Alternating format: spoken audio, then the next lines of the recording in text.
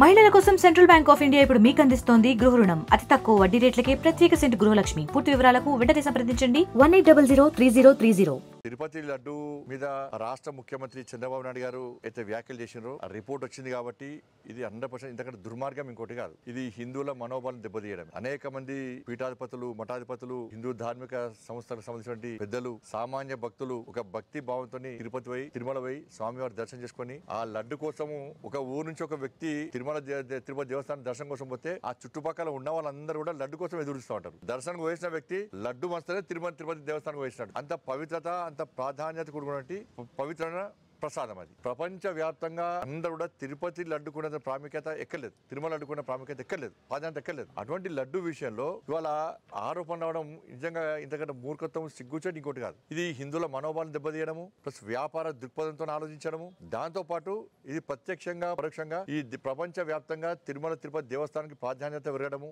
లడ్డు కూడా ప్రాధాన్యత పెరగడము, దీన్ని దెబ్బతీసే కుట్రలో భాగమే ఇదంతా కూడా. ప్లాన్ ప్రకారం జరిగింది అంతా కూడా. ఆ వ్యక్తే తమిళనాడులో టెంపుల్స్ కు ఇదే మెటీరియల్ సప్లై చేస్తాడని చెప్పి, ఇదే ఫుడ్ కి సంబంధించి ప్రసాదం తయారీకి సంబంధించి కాంట్రాక్ట్ కూడా ఆయనకు ఉందని చెప్పి, ఆయన తమిళనాడులో ఒక పార్టీకి సంబంధించిన నాయకుడు అని చెప్పి, ఆయనకు గత ప్రభుత్వానికి సంబంధాలు ఉన్నాయని చెప్పి అన్ని ఆరోపణలు వస్తున్నాయి. కాబట్టి దీని మీద కేంద్రం విచారణ చెప్తుంది, రాష్ట్ర ప్రభుత్వానికి సహకరిస్తాము. ఇది ఇతర రాష్ట్రాల ఇన్వాల్వ్మెంట్ ఎక్కువ ఉంది. తమిళనాడు అంటున్నారు, గుజరాత్ అంటున్నారు, కేరళ అంటున్నారు, అనేక రాష్ట్రాల ఇన్వాల్వ్మెంట్ దీనిలో ఉందని చెప్పి ఆరోపణలు వస్తున్న సందర్భంలో నేనేమనంటే, రాష్ట్ర ప్రభుత్వం మీద ప్రజలకు విశ్వాసం ఉంది, చంద్రబాబు నాయుడు గారి ప్రభుత్వం మీద, ఎన్డీఏ ప్రభుత్వం మీద ప్రజలకు విశ్వాసం ఉంది, విచారణ చేస్తారని చెప్పి ఇతర రాష్ట్రాలు సహకరించిన స్థితిలో దాన్ని సిబిఐ కోరినా కూడా బాగానే ఉంటుంది. బట్ ఇది మంచి ఆలోచన కాదు. ఇది నిజంగా వాస్తవం అయితే మాత్రం ఇంతకంటే ఘోరమైన తప్పిదం కాదు. కఠిన చర్యలు తీసుకోవాలి. ఆ వ్యక్తుల మీద వట్టి వదిలిపట్టదు, కఠిన చర్యలు తీసుకోవాలి.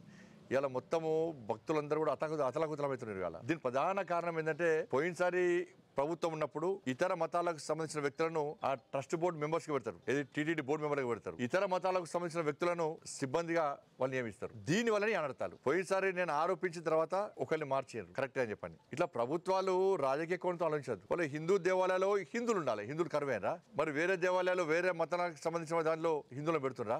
పెట్టదు, మేము కూడా పెట్టమన్నాం, పెట్టడం తప్పు కూడా. కాబట్టి ఇది పూర్తిగా హిందూ ధర్మం మీద జరుగుతున్న దాడి. లడ్డు ప్రసాదం మీద చాలా పవిత్రమైంది. దీని మీద వెంటనే పూర్తి స్థాయిలో రాష్ట్ర ప్రభుత్వం విచారణ ప్రారంభించింది. చాలా సీరియస్ యాక్షన్ ఉంటుంది. ఆ రాష్ట్ర ప్రభుత్వం పూర్తి నమ్మకం ఉంది.